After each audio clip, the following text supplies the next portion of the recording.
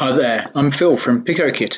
Today we're going to have a look at the gate tool, logic gate.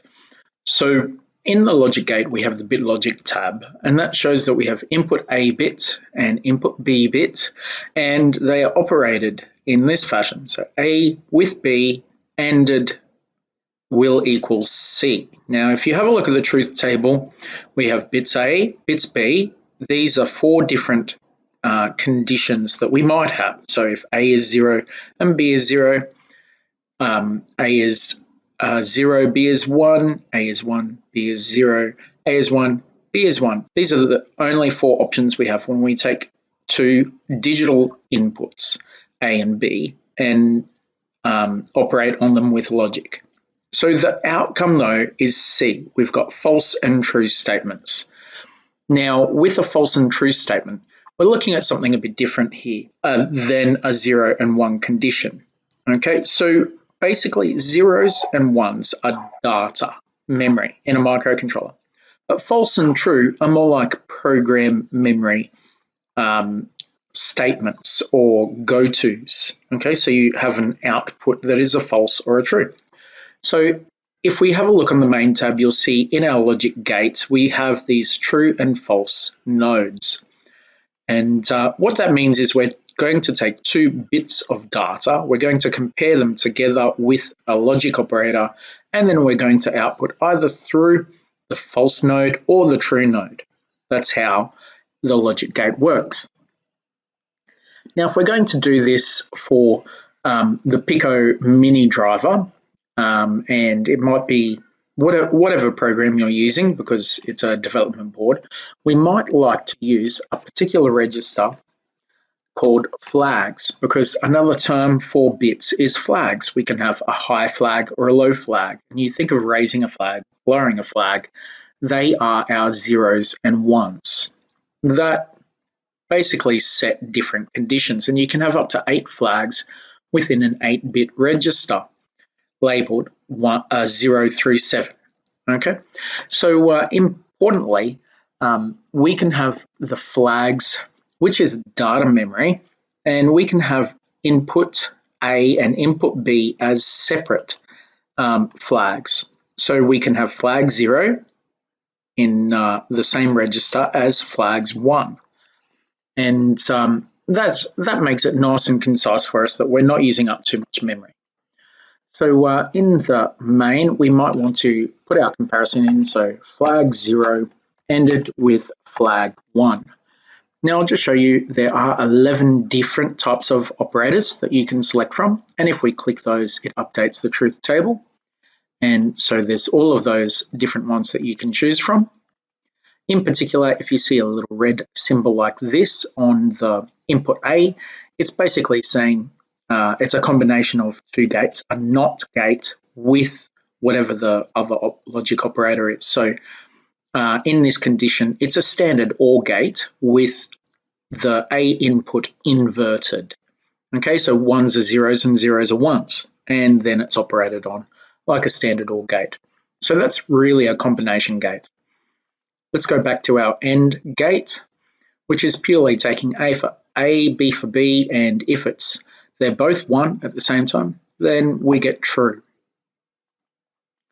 Now, with gates and flags, one thing we might want to do is learn how to set our flags by default. So we can use the file tool, and then we click on modify flags, and we have our flags. Now, from the top, we have our flag 0 down to flag 7 at the bottom. So we can call this F0 for flag 0 and F1, and this is in our flags register.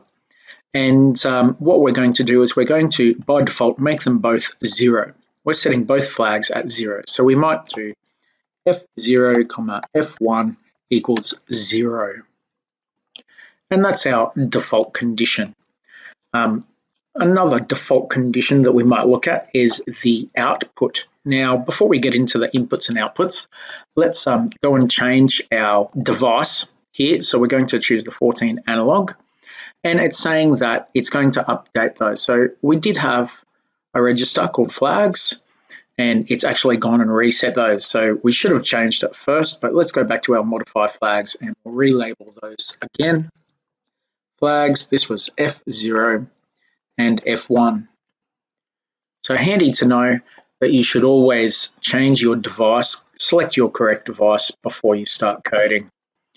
And that's important because a lot of the special function registers actually change. So because the registers change, then the positions of your data memory change and everything like that. So it's just easier if we do associate those after we have selected the device. So now we have those set conditions. We also want to change our inputs and outputs. I'll show you. If we place an output tool, we have one that we can't use. It's an input. So we'll actually use our switch on B3, but we also want to make B4 an input. So we'll use that output tool later. But if we go to our start tool, this is where we have our different tabs, our main, configuration, inputs and outputs, timers, resets and oscillator. It's our inputs and outputs where we can choose the I, which indicates it's an input. And we're going to use two switches, B3 and B4. So they both need to be I for input. Now that's going to update, and it hasn't yet because we haven't connected it. But once we connect it, it will update that output tool. So now when I go there, you'll see that they're both grayed out. And that means when we use our switch tools, we'll be able to select from those two pins as well. Each tool looks back in its history to see what the inputs and outputs should be selected. And it is possible to actually change those from inputs and outputs in the middle of your code. But it's always a good habit just to assign inputs and outputs at the start. And that's why it's done in the start tool. In particular here though, we're going to use pin B2 as an LED. So our default condition would be off, and LEDs are electrically connected in reverse, so high is going to be LED off. We might have another output tool that's LED on, so we'll make that low and we'll say LED on. In particular, we don't actually need to set any of these others. We don't need to change them at all. We're just interested in one, but for LED on. But when we turn them off, it's a nice idea just to make sure everything resets back to ground. So we're not providing any power on those. So we'll leave the off as it is, and we'll change the on so that it's just changing one pin anyway. Now, how are we going to do this? Well, we're going to use two switches. You'll notice the switch in here is a decision as well as an input. So you're going to press something to input them, and normally there's a condition associated with them. You'll see that we've got overlaid the diamond there over the trapezoid, and that just indicates that we are also deciding, and that's why we have the true false nodes on the same tool. Whereas the logic gate tool is just the diamond, but it has the true and false. It's not an input, even though it is using data for input and to calculate and to end together. It's really, its main goal there is to be a decision. So let's have a look at our switch tools. So our switch tools can be B4, and we'll label this as switch 0.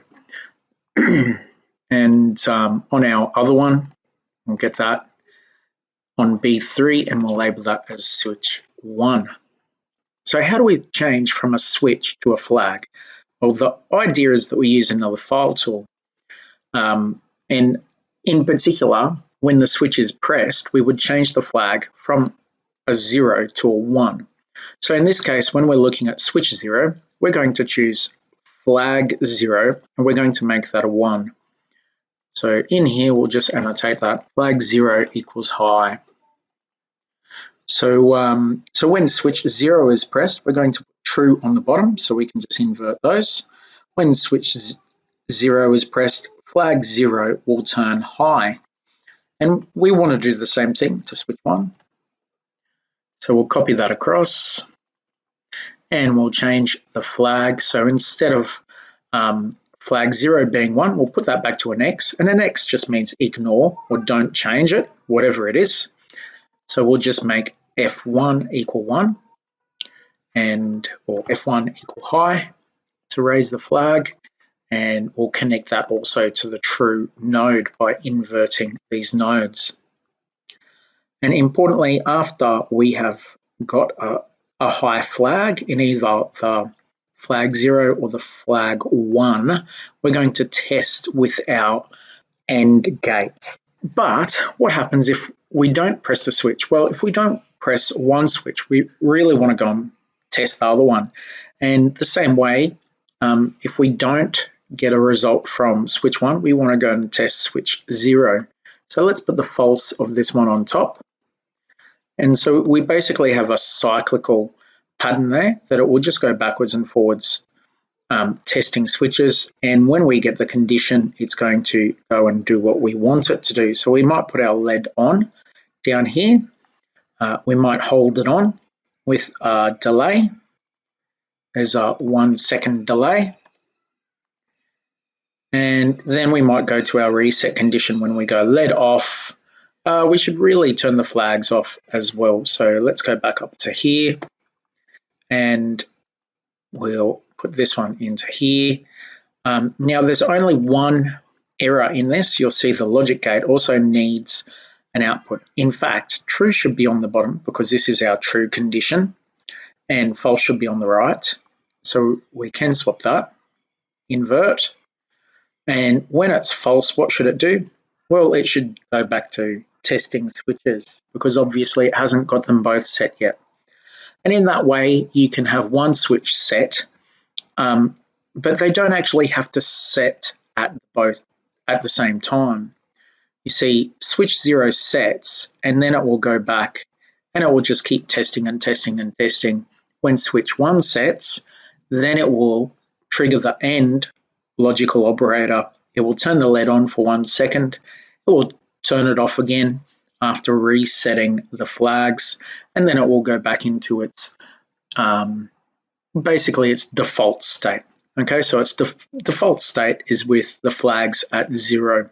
So very important that you have this link line not going this way, because that way it never resets your flags to 0. It must go all the way up to the top there. And you could rearrange this a little bit if you wanted to.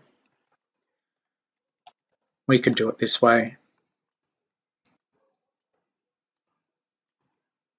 And we've got to align those. Let's distribute. Let's align those two and these two. And we'll put these around about in the middle. Vertical distribution, and we'll just align those horizontally. That's pretty well it. Okay, so one thing you might want to do here, create a note, logical ANDing of 2 switches.